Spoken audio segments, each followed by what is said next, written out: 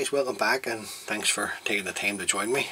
Next couple of videos I'm going to tie some just spent gnats, mayfly patterns and maybe a couple of wolf type patterns as well.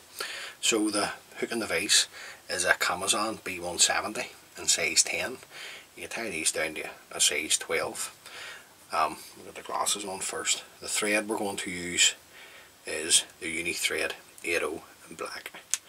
So we're just going to come in and get the thread started just behind the eye of the hook. I'm going to run on about 4 or 5 mil of thread, and then I'm going to bring my thread back up sort of way within about 2 mil of the eye. Now the wing on the wee fly is going to be bodger, just small bodger hackles from the bottom of the cape. So I'm just going to get these lined up in my hand, and then we'll come in and just measure up probably about a length and a half of the hook. Now you can have the wing shorter. Just going to strip away the rubbish here. You can have it shorter if you wish, it's up to you. Just going to tie this in on top. Couple of tight turns. Get my scissors, come in and trim away the excess. At this point I'm just going to come in and put on a wee lick of wax. Bring my thread turns back up, and we're just going to divide these. So we're just going to figure 8 in between the two hackles.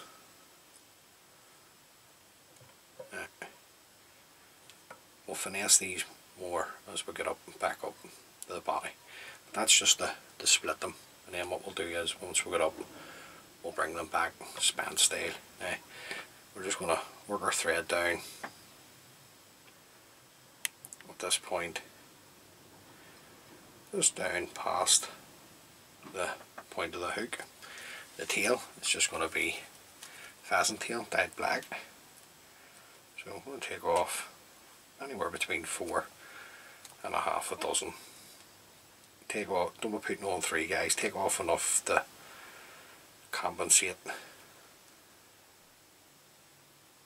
for the wee fly, hopefully catching a few fish. Now I'm just going to come around with a pinching loop, and the length of this is about a length and a half of the hook over the back with the cock pheasant fibres. Then we're going to come in and trim that.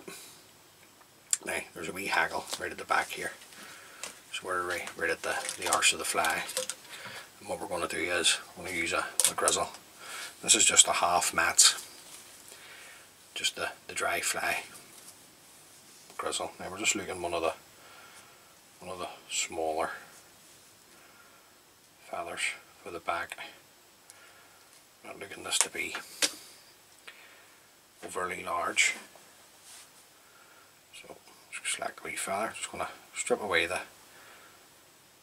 fluff from the bottom. Just going to tie this in with the dull side of the feather facing myself.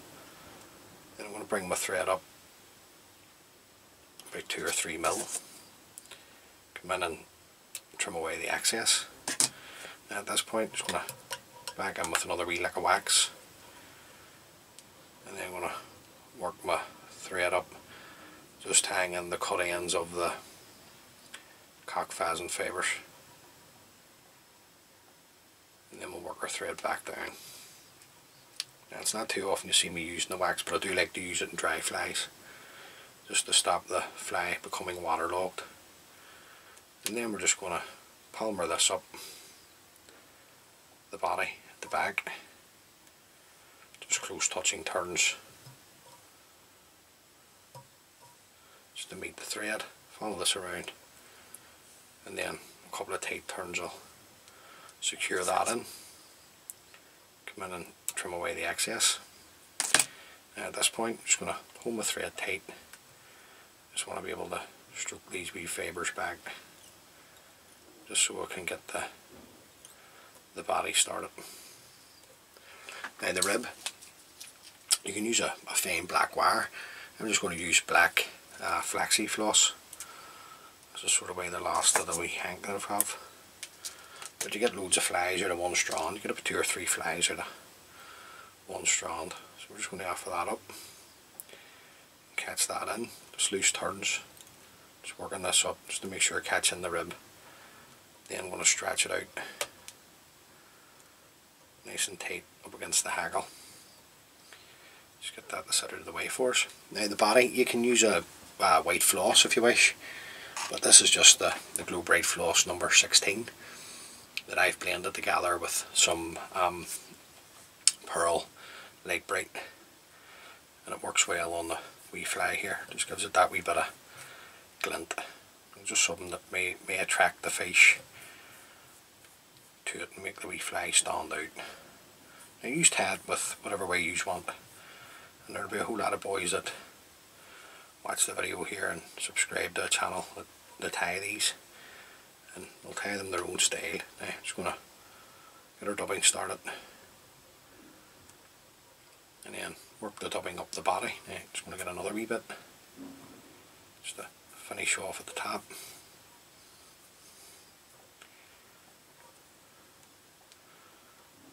Just looking at that shape just at the top of the body here. Now, and any of you fibres want to go forward, just gently stroke them back, and then we're going to come up with our rib. And you're looking, I don't know, 4 or 5 turns of the flaxy floss up the body, just to give the impression of a rib. Nice and tight, follow that around with your thread, and then nice tight thread turns to catch in the flaxy floss. And then you can come in and stretch this and trim away the flaxy floss. Now I'm just going to get another wee lick of wax on, and then we're going to come in and sort out our wings span style. Now I'm going to figure of 8 until I'm happy that I've got these in the correct position for myself. I'm going to bring the thread back. Now just want to have a wee check to see. Always just have a wee check. You know, once you start casting this anyway, the wings will go out over position anyway. Now we're just going to put on another grizzle hackle, and we just want to get one this time that best you can, that sort of way suits the top of the wee fly. Now just got one here. Just going to offer this up. Just going to come around with a couple of turns in the front of the wings, and I'm going to come in and just stroke back the wings and tie in the remainder of the stem at the front. Then I can come in and clip that away. Come back in with another lick of wax, and then we're just going to work this down. Yet again, I've tied the front hackle in with the dull side facing myself. Now getting about 4 turns going at the back, and then I want to get 2 or 3 turns at the front. Now every turn you take at the front, just sweep it back. Just going to get another one on, I think. Yep. Then keep a hold of your tip of your hackle. Come round with a turn. Now I've wax on my thread, so I know I've plenty of grip, so I can stroke everything back at this point, and then I can just build up my head. Nice neat head on the fly. Keeping your thread tight, you can break that away. Just forget everything else at the minute. We can finesse this in a second. Just come in and throw in your whip finish. 5 turn whip finish. Pull the thread nice and tight.